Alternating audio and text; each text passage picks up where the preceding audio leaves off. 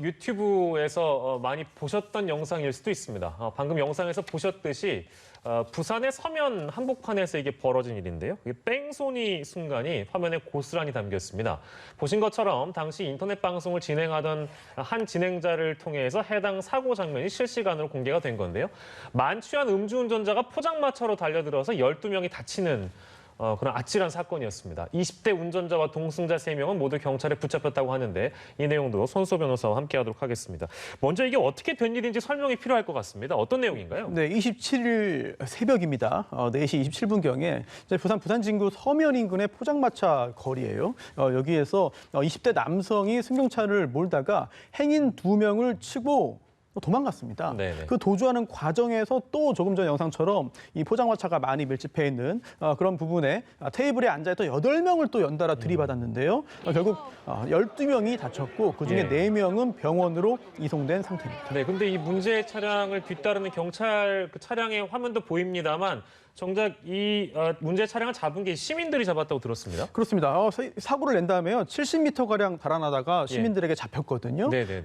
조금 전 영상에서 보시듯이 포장마차 거리에 굉장히 손님들이 많이 있었습니다. 네. 그러다 보니까 이런 사고, 음주로 추정되는 이 뺑소니 사고를 접하고 많은 시민들이 그 차량을 에워쌌는데요. 시민 50여 명이나 한꺼번에 저 차량을 에워쌌고 결국 경찰이 출동해서 현행범으로 체포할 수 있는 시간을 이제 벌어줬는데요. 나중에 현장에서 확인을 해보니 이 운전자가 이제 만취 상태였습니다. 술을 마시고 운전을 한 상태였고요. 또 동승자 3명도 있었거든요. 네네네. 그렇다면 이 동승자 3명이 과연 이 주치운전, 음주운전을 방조한 것은 아닌가 이런 부분에 대한 의문도 생길 수밖에 없습니다. 네, 이제 음주운전에 대한 혐의가 있을 것이고 뭐 예를 들면 동승자 같은 경우에는 네. 뭐 그거 모르겠습니다. 이제 봐야 되는데 뭐 교사나 방조 이런 거 다 조사해야 되겠죠. 네. 앞으로 예상 처벌 수위 이런 것도 좀 함께 짚어주시죠. 우선 운전자는요, 도로교통법에 있는 주치운전 금지 조항을 위반했습니다. 즉 음주운전을 한 거죠. 거기에 대한 처벌을 받아야 될 것이고 또 두 번째는 이제 뺑소니라고 부르죠. 특가법에 있는 이제 도주 차량 운전죄가 있습니다. 이렇게 사고를 낸 다음에 사람을 다치게 하고 구호 조치를 취하지 않고 도망갈 경우에는 이제 특가법이 적용되어서 엄하게 처벌을 받습니다. 또 그뿐만 아니라 동시에 이렇게 술에 취한 상태에서 운전을 하고 또 그로 인해서 사고를 내고 사람을 다치게 하면 이거는 또 역시 특가법에 있는 위험운전 치상죄가 될 수 있어요. 이 조항들을 전부 다 종합적으로 고려해서 이제 유죄 판결이 나온다면 형량이 결정될 것으로 보이고 또 하나 동승자 3명인데요. 음주운전 차량에 동승했다고 해서 무조건 다 형사적으로 음주운전 방조죄가 되는 것은 아닙니다. 다만 구체적으로 이들의 관계가 어떠한지 또 이들이 혹시 함께 술을 마신 것인지 또는 이 차의 실제 소유자는 누구인지 탑승해서 이 운전자가 운전을 할 때 어떤 일들이 있었고 이 동승자들이 어떠한 행위를 했든지 혹시라도 음주운전을 부추겼거나 또는 음주운전에 도움을 줬다면 역시 이 동승자 3명도 음주운전 방조죄 등으로 처벌받을 가능성이 생깁니다.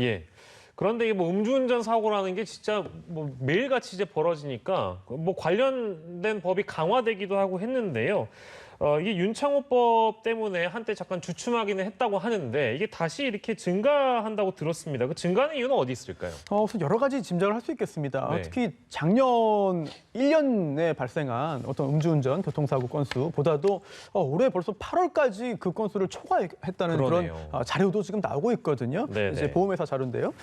이런 걸 볼 때 윤창호법이 시행되면서 더 엄한 처벌이 이루어지고 있는데 도대체 왜 저럴까? 이유는 여러 가지 있을 것 같습니다. 우선 첫 번째는 바로 코로나19인데요. 즉 대중교통 이용을 약간 좀 꺼리게 되면서 아무래도 그 자가용 승용차를 더 운전하는 것이 아닌가라는 생각이 들고요. 또 두 번째는 경찰의 음주운전 단속이 좀 줄어들 것이다. 뭐 이런 생각을 함으로써 결국 음주운전으로 이어지는 빈도가 더 높아진 거 아닌가라는 생각도 들어요. 그리고 또 하나는 작년에 이제 이른바 윤창호법이 시행되면서 음주운전 건수가 이제 줄어들었거든요. 하지만 벌써 이미 어느 정도 적응돼서 무뎌진 것이 아닌가 뭐 이런 생각도 듭니다. 이런 것들이 종합적으로 작용했을 수 있겠죠.